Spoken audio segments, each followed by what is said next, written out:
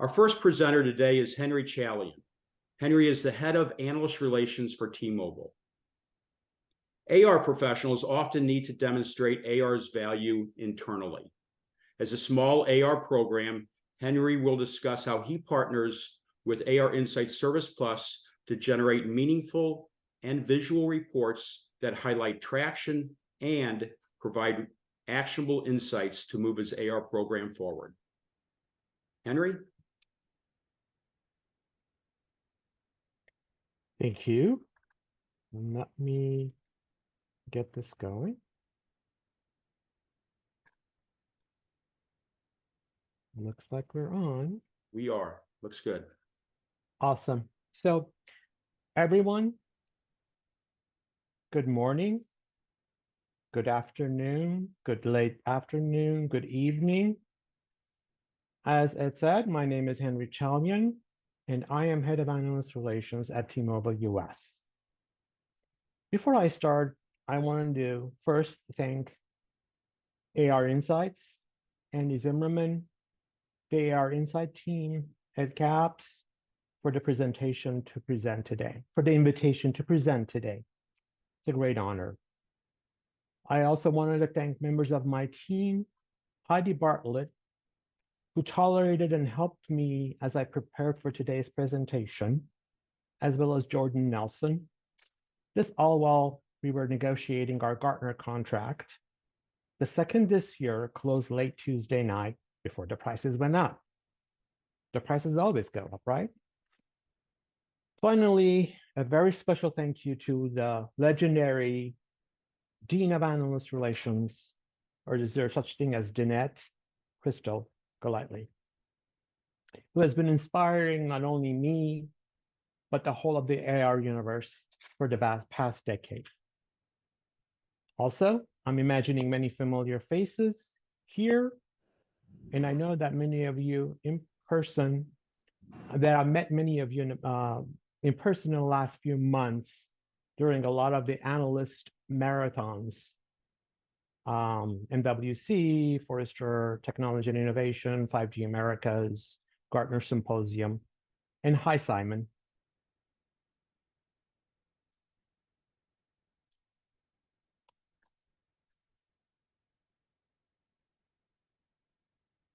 Okay. Today, the plan is for me to talk about how T-Mobile AR and T-Mobile showcase AR value and monitor coverage trends and measure while we're building an AR single source of truth for the company. My plan is to introduce or reintroduce T-Mobile to you, and the solutions at T-Mobile, the challenges and opportunities, why we partner with ARInsights. Maybe we can talk about my vision for the future. And of course, I look forward to a robust Q&A.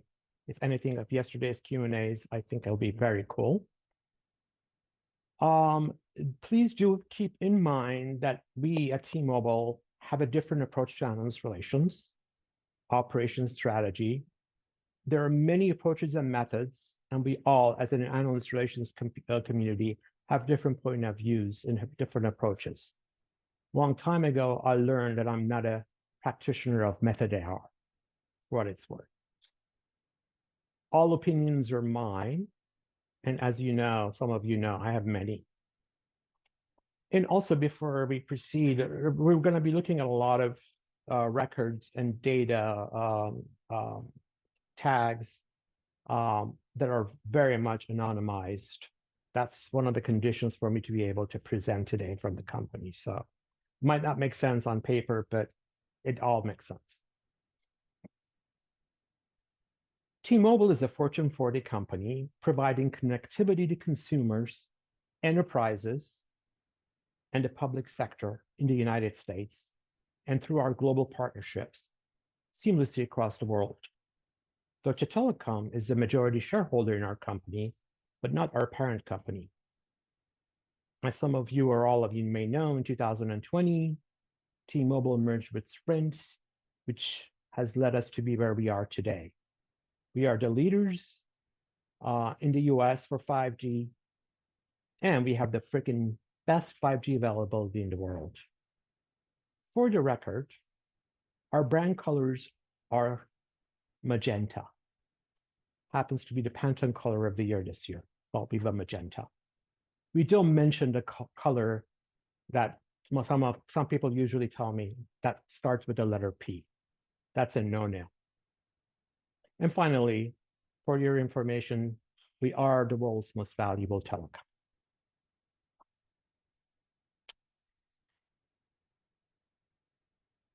Oops.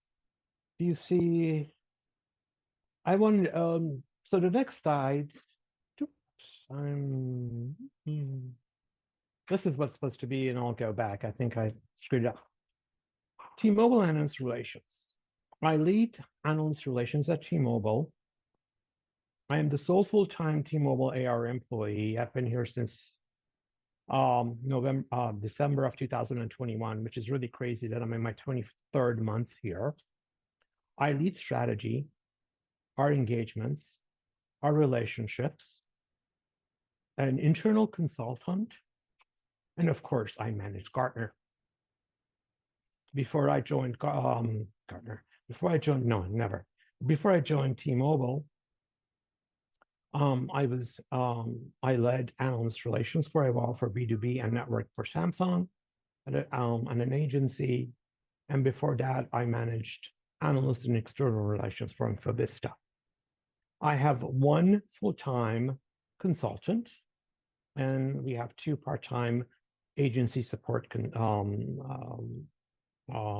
colleagues who help me on the scheduling, analyst requests, outreach, the data management, very important reporting, coverage tracking, research. ServicePlus. AR owns Architect.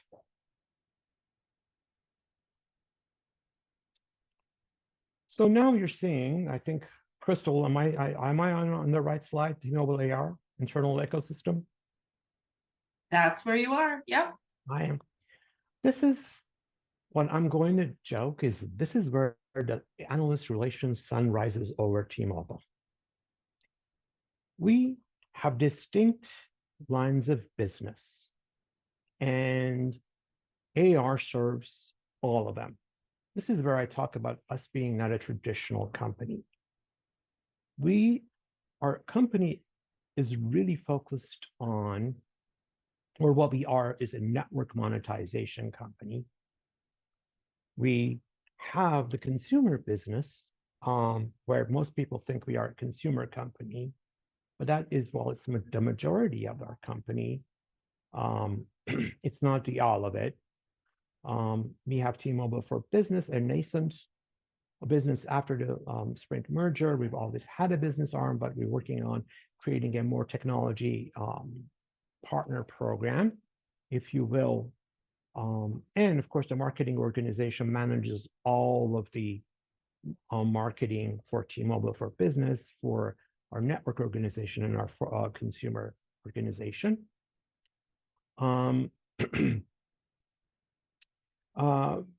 So I wanted to paint a picture of these are all my internal stakeholders. These are the stakeholders, the audience that I serve.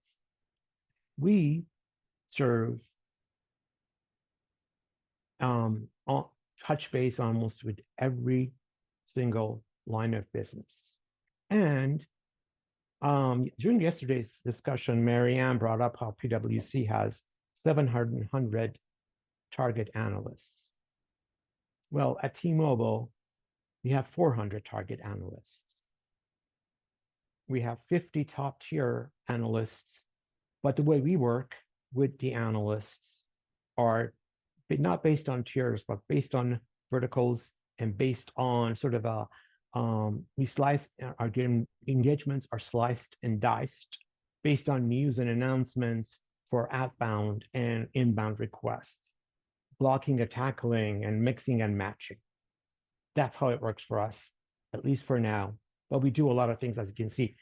Devices, we send out devices to the analysts. We send out home internet devices.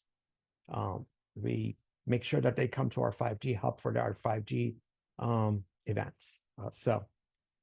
Okay. The challenge for us really is how when I started, how can we scale the AR program with the really limited resources? AR not being as my former boss would say, it wasn't a muscle memory in the company.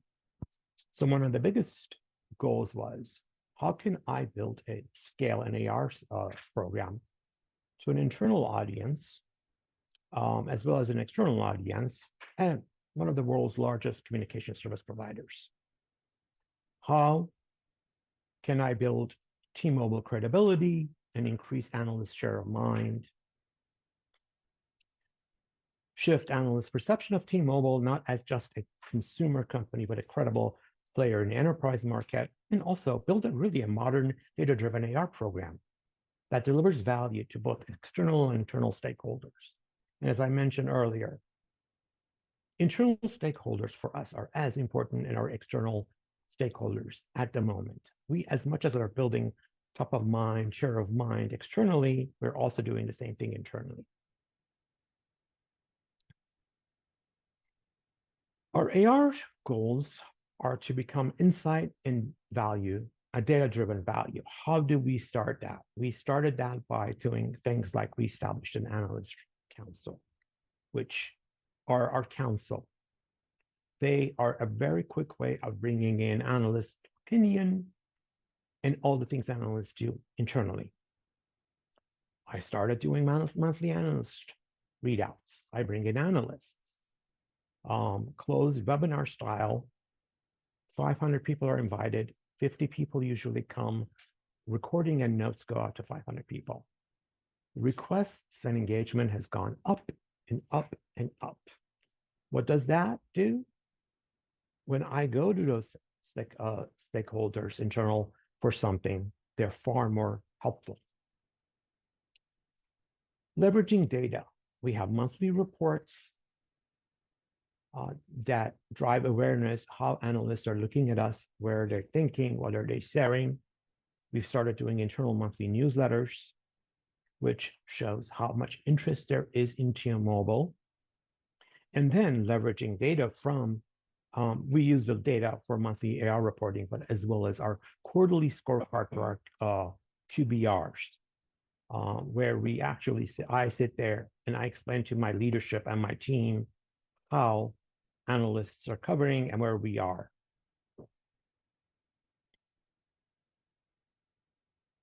This is why we leverage ServicePlus. Our consultants track interactions using Outlook plugins or emails to forwarding emails, bespoke service, high touch, white glove. We track all of our interactions, not just press releases, but almost all the emails. And leverage all of the additional supplementals, coverage, media, research flagging, because we don't have access to everything that's, we don't have a finite budget, with premium content. We make sure all the data is done and it's verified. Data cleansing. I'm sure there's a good data science term for it, but that's one of the reasons we trust ARInsights. They're our second, third, fourth eyes. They review and process the interactions. They create custom reports, and they deliver custom reports monthly and quarterly.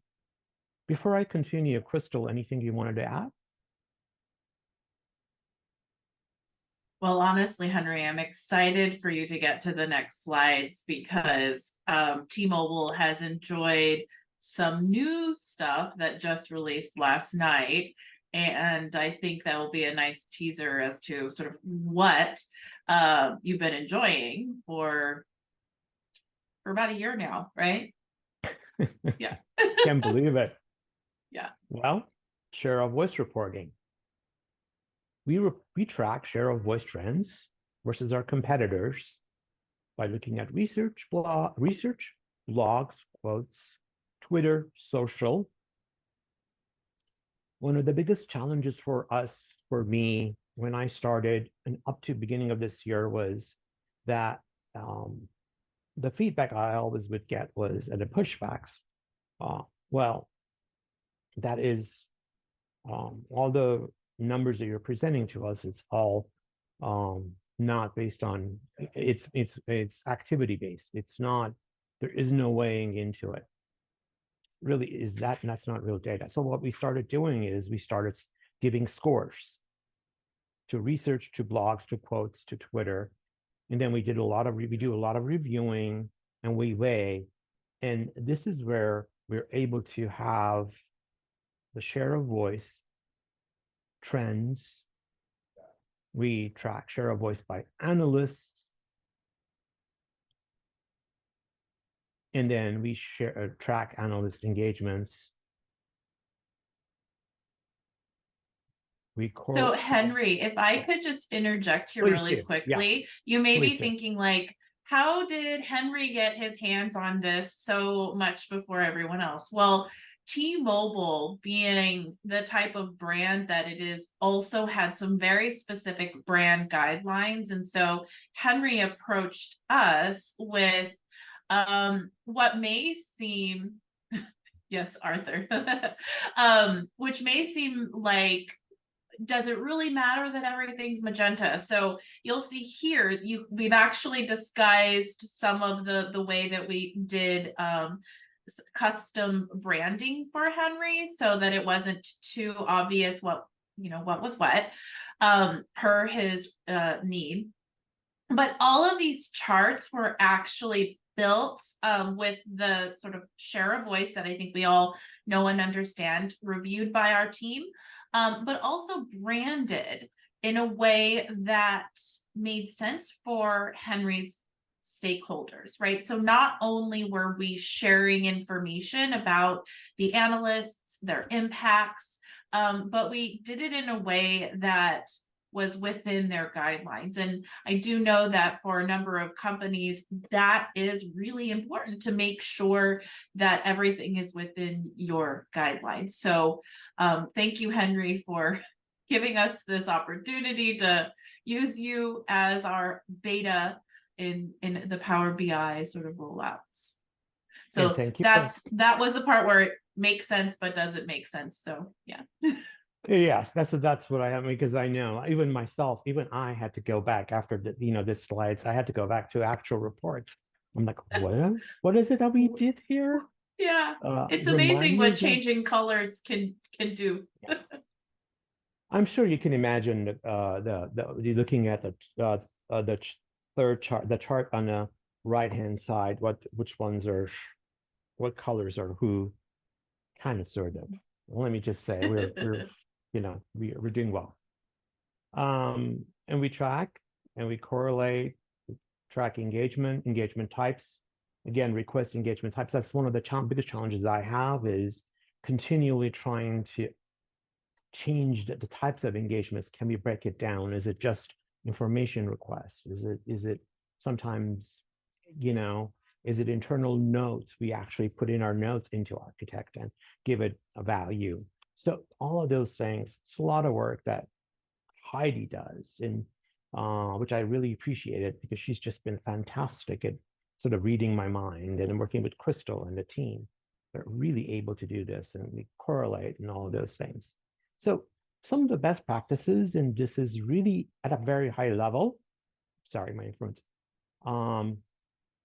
And the best practices are very much in, a work in progress, or, avoiding solely the activity-driven reports. As I mentioned, I spent a lot of times preparing for QBRs, having conversations with my now ex-boss and my now ex-boss's ex-boss. Both have moved on. Funny fact, at this moment, I'm reporting to the Chief Communications Officer of T-Mobile, but that's temporary. Opinions carry in a lot of way. The executives wanted to see how this transferred into buy-ins. So that's where we started putting in value. And it is still very much a human judgment, because I spent every year when I go to KCG, my first question is, well, have we come up with a way of measuring analyst relations? I asked that with our Gartner advisors, analyst advisors. I always do that. And it's like, until such time as there is a consensus, well, I have to come up with a solution. And for now, this is my solution. And for now, it makes sense for me to present to my company and I can explain it. And then, of course, the simplified visuals really do show progress at a glance. The Outlook plugin is So Henry, fantastic. we actually have some questions. If I could just interject for a second. Please do. I Please want do. everyone to know they're sort of saying, where are the SOV reports? I guess they're pretty interesting for folks. So the new SOV reports that will be similar to what Henry showed will actually be released tonight. So don't wait around for them. See them in the morning. And let us know what you think about that. And then the other question that we got was if you could talk a little bit more about your analyst council and how you established it. The question says, do you pay a retainer, a consulting fee? Like, how do you get that done? I'm actually curious too. Arthur, calling Arthur Bailey. This is the model that when I was at Infovista, Arthur presented at Forrester's analyst event a number of years ago, and I thought it was a fantastic idea that he had implemented at Samsung. And when I joined Allison & Partners managing Samsung, it really gave me the opportunity to manage the council. And then when I was coming on board at T-Mobile, there was budget, there were efforts being put in to create a council. And I was able to really, because I've worked with a lot of the analysts, sort of execute that. They are on retainer.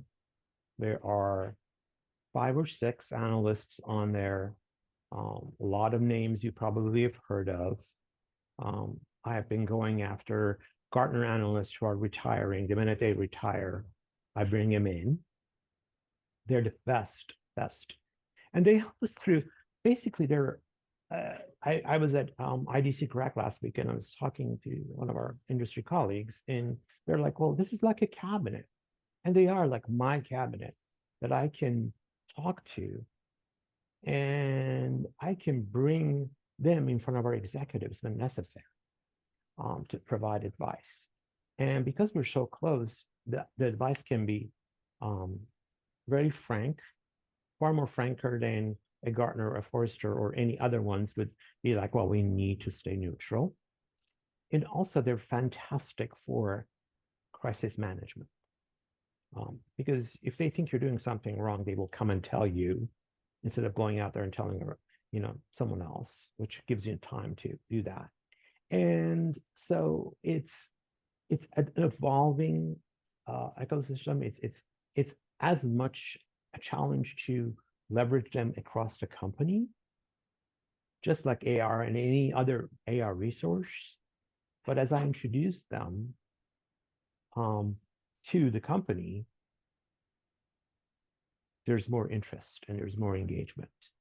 And they're one of our key stakeholders that attended our first analyst summit last October,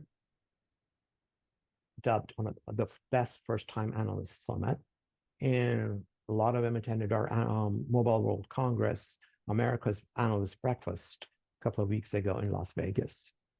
So I'm going to stop that. Crystal, Yeah. I said some stuff, but go ahead. Yeah, I just wanted to give you a little feedback since I know it's when you're presenting, it's hard to see the chats and everything. Arthur sort of sent back a nice compliment to you, Henry, and said that he may have coined it, but you've perfected it. So that was kind of nice.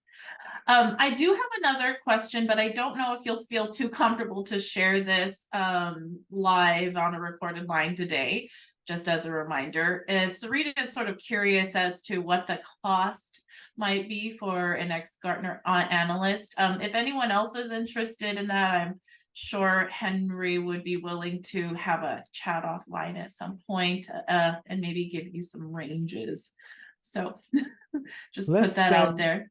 Less than a Gartner license for like a advisor license, not a lead license. Little less than an advisor license for a seat holder at Gartner.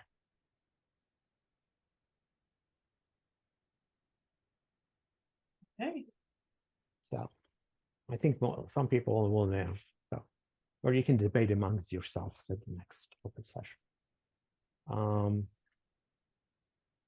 Do we have any other questions?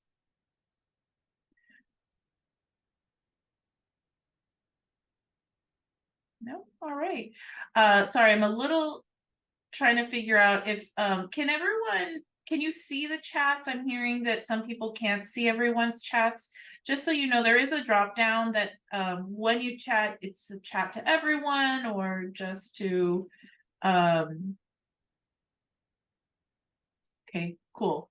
Actually, we do have one last question from Rachel Lamont, and she wants to know, hi Rachel, by the way, who did you report to before you were reporting into the Chief Communications Officer? So I was reporting into, I'm part of the comms inside of the PR organization. So I was reporting to the director of PR for network. And she was basically director of PR and AR. And because 15 years ago, she did for 3 months AR at AT&T, sort of that role, and she was rolled into, AR was reporting up to her. But essentially, I'm very independent. I run the AR show. And then she reported into the senior vice president of PR and internal communications. So there isn't a really, I would say perhaps a logical chain of command type of somewhere else. It just, things change and shift around here. And we've just had some shifts, and I'm going to be reporting to, now I'll be reporting directly to vice president of PR, who reports into the chief communications officer once that vice president is hired. So